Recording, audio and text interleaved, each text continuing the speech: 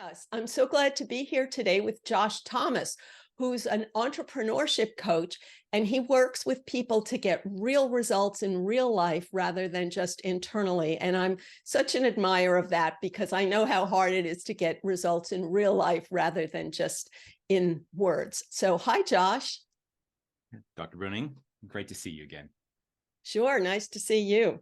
So, you've asked me some fascinating questions about entrepreneurs, and in order to get results in real life, needless to say, they do have to do a lot of self-management and self-regulation on the way. So this is a great topic. So uh, you mentioned that entrepreneurs have a rather solitary life. So what are some of the common problems you hear in that regard? So here's what I run into a lot. I've worked for more than a decade with a lot of different business owners and in different kind of phases of their development. But there's one thing in common that they all have, and it's that they're very isolated. It's a very lonely road. And I don't want to dig too much into the tribal kind of safety component of this, but it's like life is safe in the cave. And in order to be an entrepreneur, you have to venture out of the cave and you have to put yourself at risk and you have to walk away from all of the creature comforts that everybody else has in order to create a new path, a more prosperous life. And it's lonely out there on the prairie. And all of the people that you know are hiding in the cave because they know it's safe there. And they're calling you from the cave and they're saying, no, no, no, come back. Come back. It's dangerous. Come over here. We've got warm food and there's a place to stay and there's no saber-toothed tigers. And so we get out there and we're lonely, but we're still looking for people who understand us, people who think like us, people who are willing to take some risks to create something better for themselves and their family. And it's just hard to find. Wow. Well, that's so many different fascinating questions in one. So I hope we get to all of them. But first, let me say something that may sound uncomfortable and unchallenged or challenging. So every one of us imagines the world in a way that puts us in the one-up position and puts everyone else in like, okay, we're doing the hard thing and their life is easy. But let me propose another way of looking at this, which I've had the good fortune to think of since I retired. So the average person is going out into the world every day and having to deal with the craziness of other people. And it's really annoying to try to get something done with a group. We've all been on committees where nothing gets done and everybody has an opinion, but no one actually creates anything. It doesn't move forward. So I really admire entrepreneurs like me that said, you know what, I could just do this faster myself. But to think that our life is harder and everyone else's life is easier, it could be valuable to say, wow, I'm so lucky to have this life where I just get stuff done rather than always have to be in this group thing, which I found quite frustrating and was quite relieved to not have to do that anymore when I took my early retirement. It's definitely a strong perspective to consider, and there's some precedent for that because me personally, entrepreneur aside, I've always been a little bit of a loner, and I have worked so hard to construct social circles around me, only to realize how disingenuous and constricting it actually is. And Yes. so it's like I'm constantly seeking this out, and then I get it, and I'm like, Oh, wow. You have absolutely summarized a whole chapter of my new book in one sentence. So this is the frustrating part of life. So first, that having a social support network has both costs and benefits. And we're often told, oh, you should go out and blah, blah, blah, blah, blah, get social support, like as if it were that easy, we'd all be doing it. So let's be honest about why it's hard. Now, why is it hard? Everyone wants to have this whole blamey, like it's their fault for leaving me out, or it's because I'm so superior that I don't fit in. But the real thing is that it has a high cost, and we pay the cost when it's worth it to us. Now, that's one whole side. The other whole side of it is The brain always focuses on the unmet need. So when you have a support network, they get on your nerves. But when you're isolated, then you're like, oh my God, I need a support network right now. So this is absolutely natural that every one of us flip-flops between the two of these.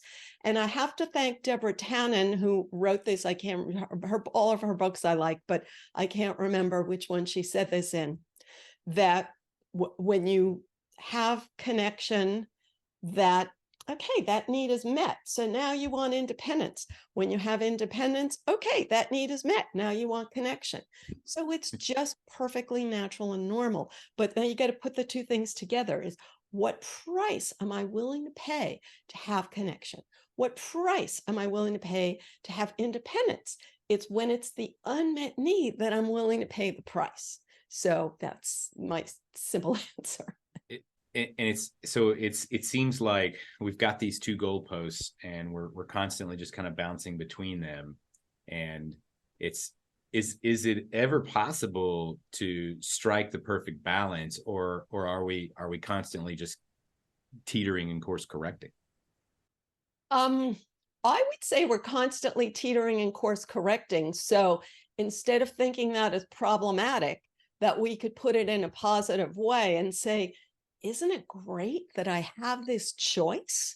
Because if I grew up in a tribal society, I would be forced to follow the herd every minute. And if I grew up alone on the prairie, I would never have a herd. So isn't it great that I have a limited amount of energy and I get to decide where I'm going to get a good return on investing my energy? And very few people think of it in a positive way because we're always having it spun in a negative way, like something is wrong with the world. And I really simple example I like to use, if you see a video of some tribal people singing and dancing and you think, oh, wouldn't that be nice? They have such togetherness and support. But if you were in that tribe, you couldn't choose which song you sang. You couldn't choose your dance moves. You would have to follow mirroring what everyone else does in every minute. So no one recognizes the price of that kind of like community. And so that brings another thought to my mind of I'm fascinated with new cultures, and so I'm a white guy. I was born in Kentucky, self-proclaimed hillbilly, redneck, whatever you want to call it. But I've grown up. I've become cultured. I've learned some things. I learned another language, and I'm fluent in Spanish. And so I spent some time in Mexico. I'm surrounded by Latinos and people from Hispanic culture all the time. It's very, very different from anything I ever grew up with. But the one thing that I notice that almost anytime I'm around in some sort of Hispanic Latino culture is it's very kind of homogenous in a way. And I don't want to generalize, but I can drop into any party and hear the same music and see the same rituals, the same traditions, and everybody just like, this is what we do. This is how we dance. These are the 37 songs we all know the words to. and I don't know anything about that stuff, but they all do. And you go and visit the country, and everybody there knows it too, maybe a little differently than here in the States, but it's like everybody just lives in that. And seeing me always kind of being the odd one out in that situation, they're kind of like, how do you live your life this way? And I'm thinking the same thing, like, how do you live your life this way? Because it's so different, but you grow up in a certain kind of culture, and it's really hard for you to understand what life would be like on the other side. Yeah, it's true. And there's what you said about entrepreneurs maybe being loners, and there's a certain self-selection that if you have these deep roots in a group culture versus if you have deep roots as an individual, and I'm not saying you came from an individual culture, because there are always individuals in a group culture who are like, this is not for me. I don't want to participate, which, is me. So there are early patterns, early myelinated circuits that dispose us with one toward another. So I think it's really, really valuable to know again that both have costs and benefits, and to not think, oh, people in that cluster have a happier life, or people in that cluster have a happier life. And the simple example would be if you grew up in this more group culture, every single day of the week, you're invited to somebody's birthday party or Christmas party or graduation. You don't have a free moment because, so when it's your birthday, you have a lot of people who will come to your party.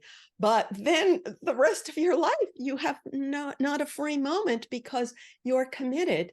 And in your interactions with them, they're kind of constrained to what's accepted. And the way I explain it in my new book is when you want to interact with another person, you have to focus on the overlap between you and that person. So the more people you want to interact with, like at once, it's like, okay, you got to focus on the overlap between you and all these people. And I've been in like groups, like you've been in groups where you're so bored with the overlap in that group, but it's sort of taboo to leave that little area that you have in common. And then I say to myself, oh my God, do I really want to be in this group? So you probably know what I mean.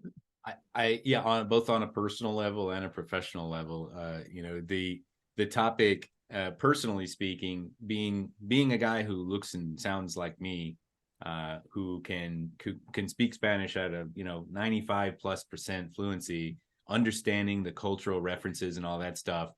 The overlap usually in the first part of our conversation is, oh wow, where'd you learn Spanish? I'm like, well, I'm tired of talking about that. I'd like to talk about something a little bit more substantial, and on the professional level, that to me is that's the parallel for staying in the cave versus getting out of the cave, because it's hard to be an entrepreneur. It's a challenge because you're walking away from safety and security Yes. in search of opportunity, and most people just aren't willing to do that. It's not that they aren't wired that way, they're just not willing to walk away for whatever reason. And I'm sure you would say, at some point, when the pain of staying outweighs the potential pain of going, then they'll go. But most people just don't reach that threshold, and they stay in the safety of the cave. And it's hard as an entrepreneur to keep staying in that overlap that's acceptable. Like, yeah, remember back in the day when we were in the cave, like, that's all we can talk about because you're still there. Yes. We can't talk about what's over the hill and the prairie because you've never been there. Yes, absolutely. So the core question that we have to address now is, so how can entrepreneurs meet that need that all mammals have while still being out of the cave and exploring new territory?